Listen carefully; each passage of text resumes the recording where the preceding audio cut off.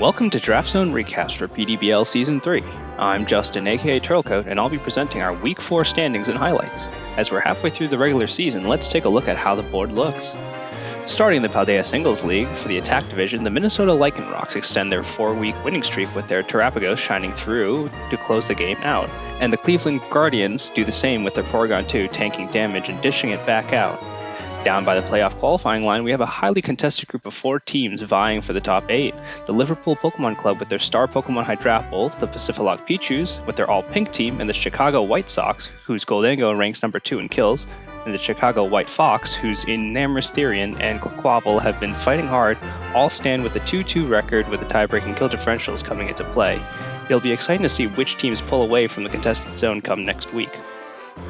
Leading the defense division with a 4-week win streak are the Crossbill Cabalions, their Quaquaval stepping up to clean up the game.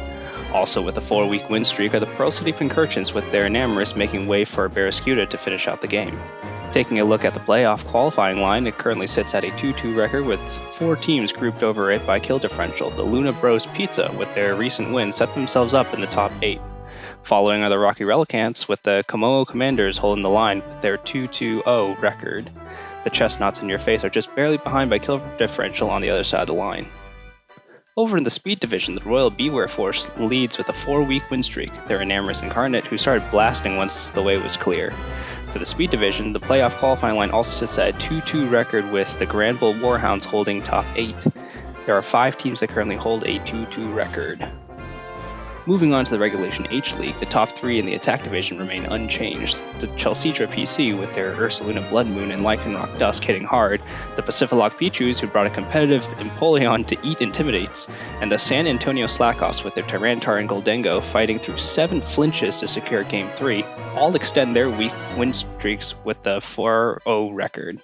The playoff qualifying line in this division is currently at a 2-2-1 for game differential. The Manchester Toxels hold this line, rising up this week with good use of their Scizor. Continuing to lead the defense division with a 4-week win streak, the West Michigan Whimsicott and their Komodo take more wins and kills. Tight on their heels are the Fairfield Floatzels, who continue to feed Ursaluna more kills.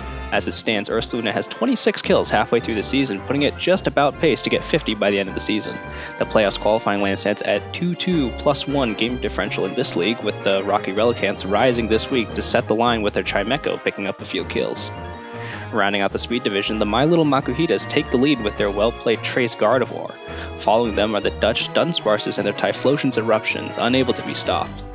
Though in slight disarray due to the games that have not yet been played, the playoff qualifying line appears to be settling at 2-2+1, but it's difficult to say with all the sets with players around that line. It'll be interesting to see next week when those matches are played and entered. That has been this week's Draftzone recap. Check out these leagues at PokemonDraftzone.com for the full standings, matches, and replays. As we move into the second half of the season, I'll be focusing more on the playoff qualifying line and the coaches that are fighting for their spots in the playoffs. Tune in next week for more league updates.